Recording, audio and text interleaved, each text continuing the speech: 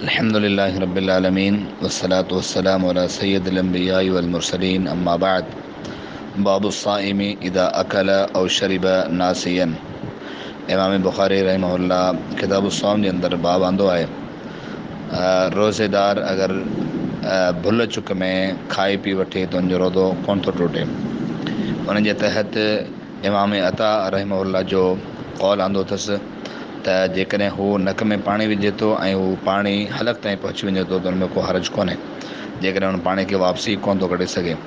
ऐं हसन बसरी रहमहुल्लाह जो कौल आहे उहो इहो आहे त जेकॾहिं मर्द जी हलक ताईं जेकॾहिं मख जेका आहे उहा दाख़िल थी वञे थी त उन खां हुनजो रोज़ो कोन थो टुटे। ऐं हसन रहमहुल्लाह ऐं इमाम मुजाहिद रहमहुल्लाह चयो आहे त इन जाम अनासियन फला शै अलैहि। जेकॾहिं हू भुल चुक में पंहिंजे घरवारे सां जिमा करे वठे थो त हुन ते क़दा वाजिबु कोन्हे। यानी इंसान भुल में पंहिंजे घरवारे सां जिमा करे वठे थो त हुनजे मथां क़दा वाजिबु नाहे, जेका आमदन में क़दा वाजिबु आहे। उन जे तहत इमाम बुखारी रहमहुल्लाह हदीस नंबर 1933 बयानु फरमाई आहे, जंहिंमें अबू हुरैरा रज़ी अल्लाह तआला अन्हु जिन फरमाइनि था अन नबी सल्लल्लाहु अलैहि वसल्लम इदा नसिया फअकल औ शरिब फल्युतिम सौमहु फइन्नमा अतअमहु अल्लाहु वसक़ाहु। नबी अलैहिस्सलातु वस्सलाम जिन खां अबू हुरैरा रज़ी अल्लाह तआला अन्हु रिवायत कनि था, पाण सल्लल्लाहु अलैहि वसल्लम जिन फरमायो, जॾहिं को माण्हू भुल में कुझु खाई वठे थो या पी वठे थो त हुनखे खपे थो पंहिंजे रोज़े खे मुकमल करे। छाजे लाइ? फइन्नमा अतअमहु अल्लाहु वसक़ाहु, उनजे लाइ जो अल्लाह रब्बुल आलमीन उनखे खारायो ऐं पीआरियो आहे। हीअ हदीस बुखारी जी ऐं मुस्लिम जी बि आहे। हदीस जी इहा वज़ाहत आहे त इंसान जॾहिं भुल में का शइ खाई पी वठे थो, पाणी पी वठे थो या खाई पी वठे थो त उनजे मथां रोज़ो कोन थो टुटे, बल्कि उनखे रोज़ो मुकमल करणु घुरिजे। अहिड़े तरीक़े सां जेकॾहिं हू भुल में पंहिंजे घर वारे सां जिमा करे वठे थो त पोइ हुनखे जेको आहे से रोज़ो मुकमल करणु घुरिजे, हुनखे रोज़ो न टुटणु घुरिजे। छाजे लाइ? जो भुल जे अंदरि जेका शइ आहे उहा माफ़ आहे। पर जेको इहो मसइलो आहे घर वारे सां मिलण वारो, इहो तमामु घटि हूंदो आहे। पर इतफ़ाक़न तौर ते जेकॾहिं इंसान सां इहो थी वञे थो त भुल चुक में इहा माफ़ आहे। बाक़ी जेकॾहिं कोई आमदन करे थो त आमदन जे मथां जेको कफ़ारो आहे उहो 2 महीननि जो मुसलसल जेको आहे रोज़ा रखणा आहिनि ऐं या त 60 मिस्किननि खे खाधो खाराइणो आहे। इन तरीक़े जो कफ़ारो बयानु थियल आहे। इमाम बुखारी रहमहुल्लाह जेको ॿियो बाब आंदो आहे पंहिंजी किताब जे अंदरि, उहो आहे बाबु सिवाक रत्बि वल याबिसि लिस्साइमी। रोज़ेदार जे लाइ मिसवाक ॾंदणु इस्तेमालु करणु, चाहे उहो ॾंदणु ख़ुश्क हुजे या उहो ॾंदणु जेको आहे से तर हुजे यानी आलो हुजे या सुकल हुजे, त ॿई ॾंदणु करे सघे थो, उनजो को मसइलो कोन्हे। उन जे तहत जेको इमाम बुखारी रहमहुल्लाह आमिर बिन रबिया रज़ी अल्लाह तआला अन्हु खां जेका हदीस आंदी आहे उहा इहा आहे। आमिर बिन रबिया रज़ी अल्लाह तआला अन्हु फरमाइनि था त मूं रसूलुल्लाह सल्लल्लाहु अलैहि वसल्लम खे रोज़े जी हालत में बेशुमार मरतबा वज़ू में जेको आहे से मिसवाक ॾंदणु कंदे ॾिठो। ऐं अबू हुरैरा रज़ी अल्लाह तआला अन्हु जिन नबी अलैहिस्सलातु वस्सलाम जी हदीस बयानु कई, उहा हदीस आहे लौला अन अशुक़्क़ अला उम्मती लअमरतुहुम बिस्सिवाक इंद कुल्लि वुदूइन। त फरमाइनि था त नबी अलैहिस्सलातु वस्सलाम जिन फरमायो, जेकॾहिं आउं पंहिंजी उम्मत ते मुशक़त न सम्झा हा त हर वुज़ू सां गॾु मिसवाक खे ॾंदण खे लाज़िम करार ॾियां हुआ।